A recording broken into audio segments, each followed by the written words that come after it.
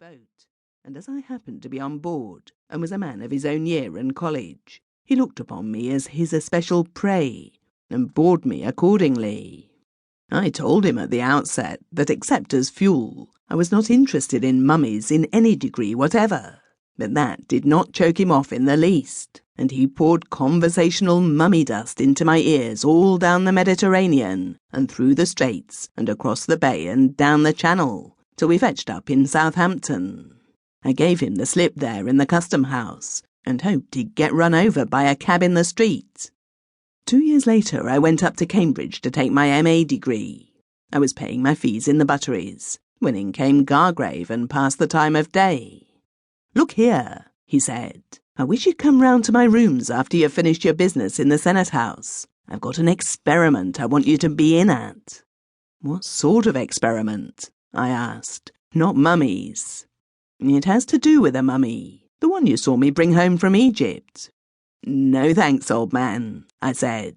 "I hate the whole breed of them. Besides, I've another engagement." He pawed at my coat sleeve.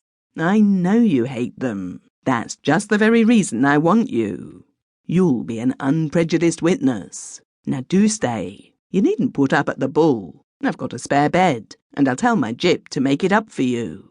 I believe I've got hold of the finest thing that was ever hit upon since Egyptology started, and I want you to be there to confirm my notes." "But I should be no good at taking down notes. I'm merely a novelist. I haven't climbed as far as being a reporter yet. Shorthand is clean beyond me." "I've got a phonograph to take it all down," he said. "Writing will be no use even though you knew the language, which you don't. The accent we use now is probably quite wrong. You wouldn't be able to catch hold of 1 word in 10. I wish you wouldn't talk in hieroglyphics."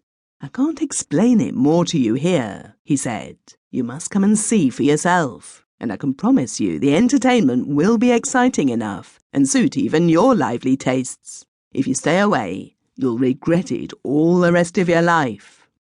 "Why?" He was getting exasperated. "You'll see why, you fool, when my book comes out in a year's time." It was really cheering to see Gargrave human enough to lose his temper. "All right," I said. "I'll come after I've been through the mill in the Senate House and can smoke in Cambridge streets at night without danger of being proctorised and fined the gentle 6 and 8. So long," I said, and turned into the butteries to talk over past undergraduate hijinks with my old gyp. Now, if anything better had turned up, it is more than possible I should have forgotten my engagement with Gargrave and gone elsewhere. I had had a very excellent 3 years in Cambridge some time before as an irresponsible undergraduate, and was by no means averse to having a short retaste of the old lively scenes. But I could find no one that I knew who seemed at all interesting. The current undergraduates, looked at from the light of after years, seemed mere schoolboys. And in fact the larger part of my acquaintance seemed to consist of gyps, bedmakers or tradesmen's assistants. And so for demure, after I'd been raised to the sublime degree of Magister Artium, I restored my borrowed hood, cap, gown and bands to the tailor's, and strolled across to Gargrave's staircase. I went in without knocking. More cantab. He was fitting a new wax cylinder to a phonograph, and as he leaned over the machine, and I saw the curves of his head, I thought of what a thousand pities it was that a man with such a magnificent brain should fritter it on such a useless life-work. The mummy case stood open against one of the walls, the mummy in it stripped of its swathings. The air was full of the sickly flavour of spices. I pulled out a cigar and lit it. "Don't smoke," said Gargrave. "I must have the air here quite clear." "Then open the window," I said. "The place stinks. You'll be used to the atmosphere directly. There's the mummy. What do you think of him?" "Toughish biltong. Newer meat for me. He's well tattooed about the chest and arms, though."